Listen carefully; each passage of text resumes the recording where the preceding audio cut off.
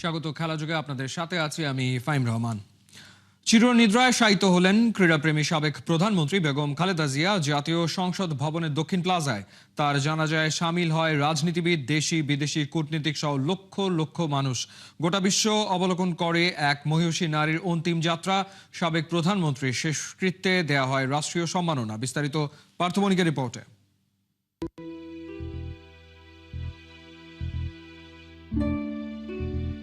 এই স্রোত সম্মানের, এই যাত্রা অনন্ত পথের, যে পথের পুরোটাই ভালোবাসায় মোড়া।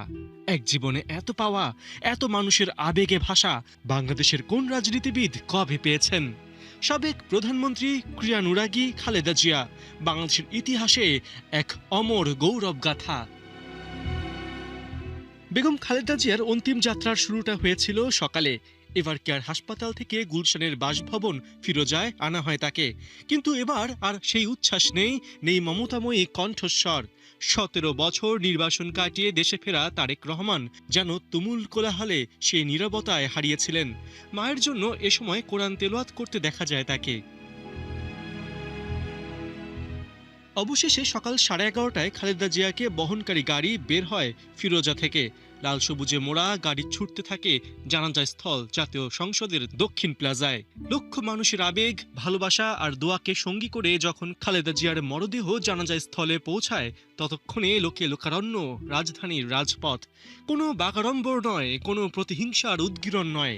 একটা অতি সাধারণ ছেলের মতোই মায়ের জন্য দোয়া আর ক্ষমা চান তারেক রহমান। যদি কেউ আঘাত পেয়ে থাকেন তাহলে মনুমার পক্ষ থেকে আমি আপনাদের কাছে ক্ষমা প্রার্থী।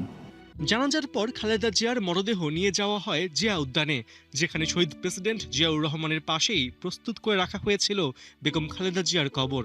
সাবেক প্রধানমন্ত্রীর মরদেহ বহনকারী কনভয় পৌঁছানোর সাথে সাথেই সশস্ত্র বাহিনী তাদের রেওয়াজ অনুযায়ী তুলে নেয় সাবেক প্রধানমন্ত্রীর কফিন।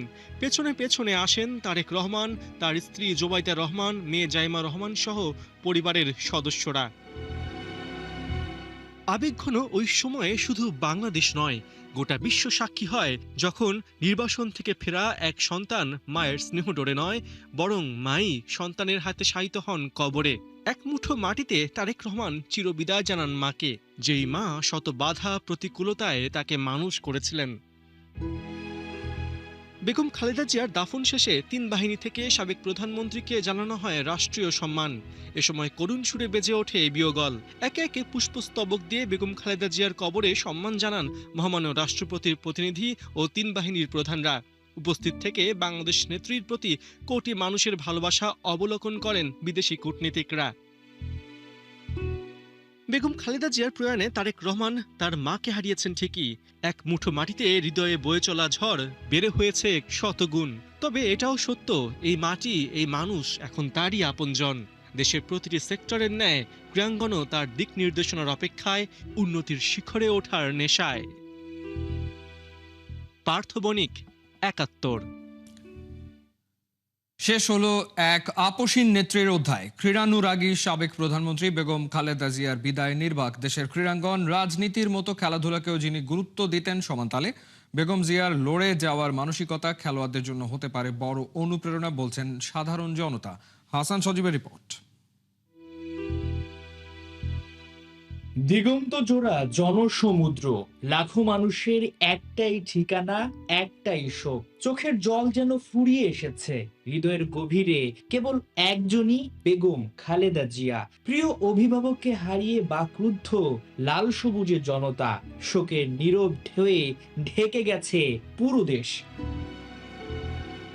বাংলাদেশের মানুষের কাছে বেগম খালেদা জিয়া কেবল একজন রাজনৈতিক নেত্রী ছিলেন না, তিনি ছিলেন ঘরের মানুষ, ছিলেন সাহসের আশ্রয়, ছিলেন আপসীনতার প্রতীক। আর সেই আপন মানুষটিকে শেষ বিদায় জানাতে আজ একসাথে দাঁড়িয়ে গেছে গোটা বাংলাদেশ।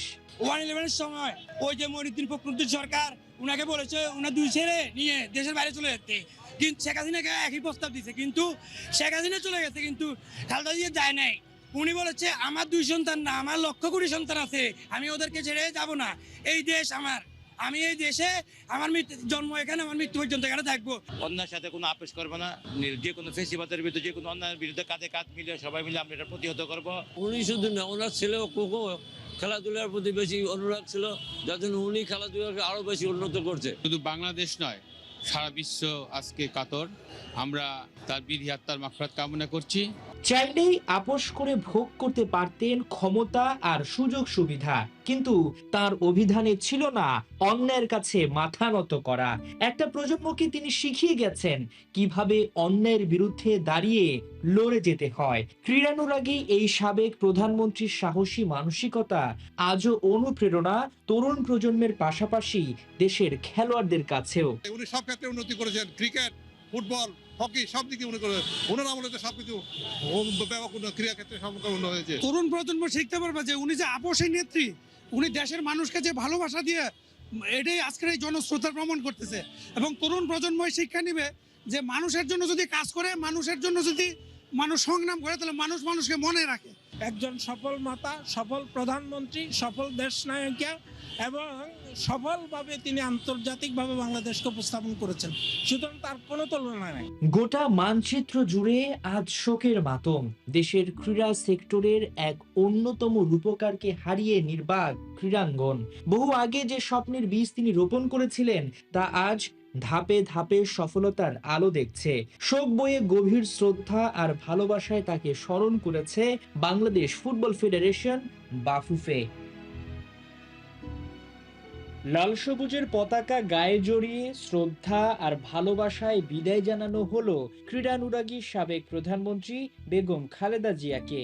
এদেশের ইতিহাসে তিনি থাকবেন ক্ষমতার জন্য নয়, থাকবেন মানুষের ভালোবাসায়, সাহসে আর সংগ্রামের গল্প হয়ে চিরকাল সবার অন্তরে অন্তরে।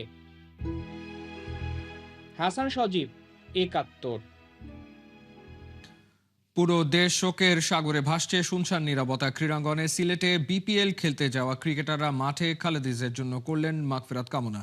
এদিকে 2 দিন শোক পালনের পর কাল থেকে শুরু বিপিএল এর সিলেট পর্বের খেলা। এবার চট্টগ্রাম পর্বে বিপিএল এর কোনো খেলা হচ্ছে না। 12 জানুয়ারি পর্যন্ত সিলেটেই চলবে বিপিএল এর খেলা। নাইয়ান বিন জসিমের রিপোর্ট।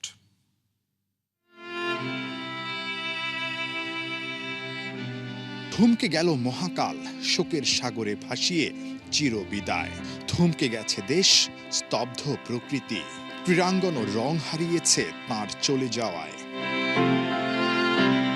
শেষ বিদায়ে কোটি মানুষের ভালোবাসায় সিক্ত ক্রীড়ানুরাগী 3 বারের প্রধানমন্ত্রী বেগম খালেদা জিয়া। ঢাকায় ইতিহাসের সবচেয়ে বড় জানাজা, লাখো মানুষের প্রার্থনা। আপসী নেত্রীর শেষ বিদায় অনুষ্ঠানে থাকতে পারেননি ক্রিকেটাররা। সিলেটে মাঠে দাঁড়িয়েই তাই মাগফিরাত কামনা। মাঠের জায়ান্ট স্ক্রিনে চোখ রেখেছেন ঢাকার প্রতিটা সেকেন্ডে। ঢাকায় জানাজা শেষে 2 হাত তুলে মুশফিক, মিরাজ, সোহানদের প্রার্থনা। বিসিবি সভাপতি আমিনুল ইসলাম সহ হাজির পরিচালকরা, কোচ, ধারাভাষ্যকাররাও ছিলেন একই কাতারে। পেছনে দাঁড়িয়ে ইংলিশ ক্রিকেটার ইথান ব্রুকসও জানিয়েছেন বাংলাদেশের সাবেক প্রধানমন্ত্রীর প্রতি সম্মান। ওনার আজকে জানাজা এবং গতকাল ইয়েতে আমরা ওনার রেসপেক্টে আমরা 2 দিন খেলা বন্ধ রাখা হয়েছে। বেগম খালেদা জিয়ার চিরবিদায়ে রাষ্ট্রীয় শোক চলছে। স্থগিত করা হয়েছে 30 ডিসেম্বরের খেলা। 4 জানুয়ারি একই মাঠে হবে ওই ম্যাচ 2টা। সিলেটে বেগম খালেদা জিয়ার জন্য দোয়া শেষে বুধবার জরুরি বৈঠকে বসে বিপিএল গভর্নিং কাউন্সিল। নতুন সিদ্ধান্ত, বাতিল করা হয়েছে চট্টগ্রাম পর্ব। চট্টগ্রামের সব খেলাই এখন হবে সিলেটে। আমরা এখন এই যে 2 দিন আমরা যে গ্যাপটা হয়েছে, এই 2 দিন গ্যাপটা আমাদের অ্যাডজাস্ট করার জন্যে আমাদের খেলা এখন 2টা ভেন্যুতে নিয়ে আসা হচ্ছে। আন্ডার কারেন্ট সার্কামস্ট্যান্সেসের আমাদের চিটাগং ভেন্যু খেলাগুলি ক্যান্সেল করে এইখানে আমরা 2 দিন বাঁচাবো ট্রাভেলিং ডেটে। হ্যাঁ, যেটা ধরেন এখান থেকে অল ইকুইপমেন্ট চিটাগং যাওয়ার কথা ছিল, আবার ওইখান থেকে 2 দিন আপনারা আগের পিকচারটায় দেখবেন। সো ওইটাকে অ্যাডজাস্ট করে আমরা চিটাগংয়ের খেলাগুলি এখানে নিয়ে আসছি, সিলেটে নিয়ে আসছি। সিলেটে এখন 12 তারিখ পর্যন্ত খেলা হবে। 12 জানুয়ারি পর্যন্ত খেলা চলবে সিলেট ইন্টারন্যাশনাল স্টেডিয়ামে। এরপর বিপিএল চলে যাবে ঢাকাতে। ফাইনাল 23 জানুয়ারি। নাহিয়ান বিন জসিম, 71 সিলেট। সাকিব আল হাসান আর বাংলাদেশ ক্রিকেট দুটো নাম কিন্তু একে অপরের থেকে আলাদা করা বড্ড কঠিন। এ কারণেই বারবার সাকিবকে নিয়ে প্রশ্ন যায় বোর্ডের কাছে। সাকিবও নিজের কার্যকলাপ দিয়ে নিজেকে ডাকেন আলোচনায়। সাকিবের দেশের ক্রিকেটে ফেরা নিয়ে আবার বইছে সুবাতাস, কিন্তু প্রশ্ন হলো আল হাসানের দেশে ফেরার মতো কোনো ঘটনা কি ঘটেছে কিংবা অদূর ভবিষ্যতে ঘটার সম্ভাবনা আছে? ফয়সাল হাবিবের রিপোর্টে বিস্তারিত। সাম্প্রতিক সময়ে সাকিব আল হাসান মানসম্পন্ন টুর্নামেন্টের চেয়ে যেখানে সেখানে খেলে বেড়ান বেশি। তাই আইএলটির মতো প্রতিযোগিতাপূর্ণ টুর্নামেন্টে যখন খেলার সুযোগ পেলেন তিনি, ভক্তরা উন্মুখ হয়েছিলেন আল হাসানের পারফরমেন্স দেখতে। কিন্তু এমআই এমিরেটসের একাদশে সুযোগই মিলল না শুরুতে, আর যখন মিলল তখন বল হাতে ব্যর্থ হলেন। ব্যাস, ভক্তকুলে দীর্ঘশ্বাস আর নিন্দুকদের কণ্ঠে জোর। শেষ হয়ে গেছেন ক্রিকেটার সাকিব আল হাসান। আইএল টি-20তে সাকিবের ভয়াবহ সময়ের মাঝেই ডিসেম্বরের 7 তারিখ প্রকাশিত হলো আল হাসানের একটা লম্বা ইন্টারভিউ, যেখানে তিনি বললেন কোনো ফরম্যাটেই অবসর নেননি, এখনও দেশে ফিরে খেলতে চান, দেশে ফিরবেন অবশ্যই সহ আরও কত কি। এই ইন্টারভিউ নিয়ে দেশে কথা হওয়া শুরু হলো। এরপরই ম্যাজিক, আরব আমিরাতের লিগে বদলে গেল সাকিবের চেহারা। নিজের ইচ্ছার জানান দেয়া ইন্টারভিউ প্রচারের পর সাকিব 5 ম্যাচ খেলেছেন, উইকেট নিয়েছেন 3টা, প্লেয়ার অব দ্য ম্যাচ হয়েছেন একবার, আর যে ইকোনমি রেট মেইনটেইন করছেন তা ছিল প্রায় অবিশ্বাস্য। এমনকি ব্যাট হাতেও একদিন অবদান রেখেছেন, যেন বলতে চাইছেন আমি যা বলেছি তার জন্য প্রস্তুত আছি। সাকিব আলোচনায় আসার পর বিসিবির এক ডিরেক্টরের কাছে প্রশ্ন গেছে তার ফেরার সম্ভাবনার ব্যাপারে। সবাই যা বলেন তাই বলেছেন মিডিয়া কমিটির চেয়ারম্যান আমজাদ হোসেন। সাকিব ফিরলে নির্বাচকরা সিদ্ধান্ত নেবেন। ব্যাপারটা যে এত সরল না সেটা তো বোঝেন সবাই। মুখ খোলেন কজন? অপ্রিয় কথাটাই যেন সাহস করে বলে দিলেন বিপিএল এর টেকনিক্যাল কমিটির আহ্বায়ক রকিবুল হাসান। সে কানাডাতে ক্রিকেট খেলতেছে, ওখানে মার্ডার হয়েছে কে, সেই কেসে আসামি করে দিচ্ছে। So this is absolutely nonsense. আমাদের যে ছিলেন, অ্যাডভাইজার ছিলেন, উনি কিন্তু একটা কথা বলেছেন আগে, লাস্টের আগে, যে হ্যাঁ এটাই আছে, উনি আসতে পারেন, বা তার তো অনেক কেস আছে মামলা যেগুলো বেলেবল, তো উনি আসে বেলেবল, বেল নিয়ে এটা করতে পারে। বাট দ্য পয়েন্ট ইজ, তাকে তো দেশে আসলে যে সে বেল করার মতো সেই ফ্রিডম তো তার থাকবে কিনা। সাকিবের উপর পরোক্ষ নিষেধাজ্ঞা আনা ক্রীড়া উপদেষ্টা এখন আর নেই দায়িত্বে। সামনেই নির্বাচনের মৌসুম। ফেব্রুয়ারির নির্বাচনে ক্ষমতার পালা পরিবর্তনের পর রাজনৈতিক প্রতিহিংসার অবসান ঘটিয়ে সাকিবকে কি দেশে ফেরার গ্রিন সিগন্যাল দেয়া হবে? রাজনৈতিক মতাদর্শের প্রতিপক্ষ হলেও সম্প্রতি বাংলাদেশের প্রথম নারী প্রধানমন্ত্রী বেগম খালেদা জিয়ার মৃত্যুতে শ্রদ্ধা দেখিয়েছেন সাকিব মাশরাফিরা। মহাকালের সমাপ্তিতে সাকিবের শ্রদ্ধায় নত হওয়া হতে পারে রাজনৈতিক সৌহার্দ্য পুনঃপ্রতিষ্ঠার শুরু। ক্রীড়ানুরাগী সাবেক প্রধানমন্ত্রী নিজেও পছন্দ করতেন বাংলাদেশের সর্বকালের সেরা ক্রিকেটারকে। সাবেক প্রধানমন্ত্রীর যোগ্য উত্তরসূরি তারেক রহমান সবার আগে বাংলাদেশ স্লোগান নিয়ে এক নতুন বাংলাদেশ গড়ার প্রত্যয়ে দেশে ফিরেছেন। সেই বাংলাদেশের কথা চিন্তা করেই ভবিষ্যতে সাকিব আল হাসানের দেশে ফেরার মতো পরিবেশ সৃষ্টি হবে। উত্তর হ্যাঁ হোক অথবা না, সাকিবের ভক্তদের স্বপ্ন বুনতে নেই কোনো বাধা। ফয়সাল হাবিব, 71। আইসিসি র্যাঙ্কিং এ উন্নতি হয়নি বাংলাদেশের। সেরার তালিকায় টাইগাররা এবারও খুব একটা নজর কাড়তে পারেনি। টি-20 বিশ্বকাপের আগে আত্মবিশ্বাস জোগাতে পরিসংখ্যান কি প্রভাব ফেলবে বাংলাদেশের পারফরমেন্সে? ব্যাট বলে লড়াইয়ে লাল সবুজ কি দিন দিন পিছিয়ে পড়ছে? আবু নাইমের রিপোর্ট। কোথাও কেউ নেই, হুমায়ুন আহমেদের বিখ্যাত নাটকের কথা আরও একবার মনে করিয়ে দিল বাংলাদেশ ক্রিকেট দল। আইসিসির র্যাঙ্কিং এর টপ লিস্টে কাউকে পাওয়া যায়নি, না দল না দলের প্লেয়ার। জায়গাটা পড়ে রইল মহাশূন্য হয়ে। আইসিসির প্লেয়ার র্যাঙ্কিং এর হালনাগাদ হয়েছে সেরা 10 টেস্ট ব্যাটারদের মধ্যে কোনো বাংলাদেশি ব্যাটার নেই। বোলারদের লিস্টেও টপ 10-এ নো বাংলাদেশি সাইন। ওয়ানডে টি-20-র মতো হোয়াইট বল ক্রিকেটেও টাইগাররা আধিপত্য দেখাতে পারেনি। এক মোস্তাফিজই আছে টি-20-র সেরা 8-এ। এই যদি হয় বাংলাদেশের হাল, তাহলে বৈশ্বিক আসরে গিয়ে সেরা লড়াইটা করবে কি করে? ব্যাটার বোলারদের সেরা 10-এ কোনো টাইগারের খোঁজ না পাওয়া গেলেও যাত্রা বাঁচিয়েছেন মেহেদী হাসান মিরাজ। টেস্ট আর ওয়ানডের অলরাউন্ডারদের র্যাঙ্কিংয়ে মিরাজ আছেন 4 নম্বরে। অলরাউন্ডারদের র্যাঙ্কিংয়ে জোড়া সাফল্য খুশির উপলক্ষ এনে দিলেও এখানে আছে হতাশার ছাপ। সাকিব আল হাসান দীর্ঘ সময় এই জায়গায় রাজত্ব করে 1 নম্বরে ছিলেন, কিন্তু সেখানে মিরাজ 4 নম্বরে। হয়তো মন্দের ভালো বলা যায়, কিন্তু একই সাথে বলতে হয় বাংলাদেশ দলে নেই বিশ্ব মঞ্চে দাপিয়ে বেড়ানোর মতো একাধিক অলরাউন্ডার।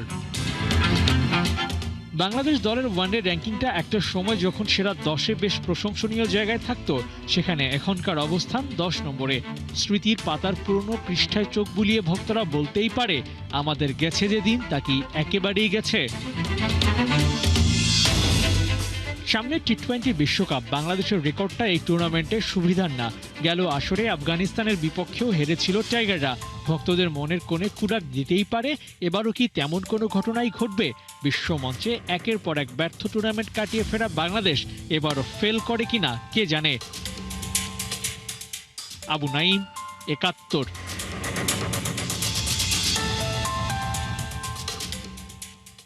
25 ফুরিয়ে চারিদিকে টকবগে 26-এর আগমনী সুর। চলতি বছরে মাঝ মাঠের প্রাণ হামজা দেখিয়ে গেলেন একা কি করতে পারেন। হামজা শুধু ফুটবলটাই খেলেনি, সতীর্থদের মাঝে দিয়ে গেছেন বিশ্বাস, এই বাংলাদেশ এখন আর হারের আগে হারে না। কোহিনুর কোন রিপোর্ট। বাংলাদেশের মাটিতে প্রথম পা রেখেই বলেছিলেন হামজা দেওয়ান চৌধুরী, কলিজা ঠান্ডা হতে আর কি চাই। একদিনে যেন এই দেশ খুঁজে পেয়েছে বাংলা সিনেমার প্রভাবশালী সেই চৌধুরী সাহেবকে। হামজার গায়ে অবশ্য নায়কের ট্যাগ। ফাল্গুনের অন্তিম পর্ব আর চৈত্রের আগমনী বার্তা নিয়ে তিনি এসেছিলেন। 17 March 2025, a day to be remembered। Hamza তো এলো, বদলাবে দেশের ফুটবল। একজন কেমন করে সব বদলে দিতে পারে? জাদু নাকি? আসলেই জাদু। বিশ্বাসের চেয়ে বড় ম্যাজিক্যাল আর কি আছে? হামজা তেমনই একজন, আওয়ার ভেরি ওন ম্যাজিশিয়ান। ইউরোপের টপ ফ্লাইটে ফুটবল খেলা হামজা চৌধুরী যখন গায়ে জড়ালেন লাল সবুজ জার্সিটা, এটা তখন শুধুই স্কোয়াডের নতুন একটা নাম নয়, এটা ছিল একটা প্রতিশ্রুতি। মাঠে নামলে কিছু একটা হবেই। হামজার পারফরমেন্স আর ইনোসেন্স দেখে অনেকেই তাকে বলে ফেলেন বাংলার লিওনেল মেসি। পরক্ষণেই তার মাঝে খুঁজে পাওয়া যায় মাঠের সেই এগ্রেসিভ ক্রিশ্চিয়ানো রোনালদোকে। কখনো আউটসাইড বক্স থেকে গোল করেন, আবার CR7 এর মতো বাইসাইকেল কিকে সবাইকে মাত করে দেন। এই ছিল এই মুহূর্তের খেলাযোগে সরাসরি সংবাদ অনুষ্ঠান দেখতে চোখ রাখুন ৭১-এর ফেসবুক পেজ এবং সাবস্ক্রাইব করুন ৭১-এর ইউটিউব চ্যানেল। ৭১-এর সাথেই থাকুন।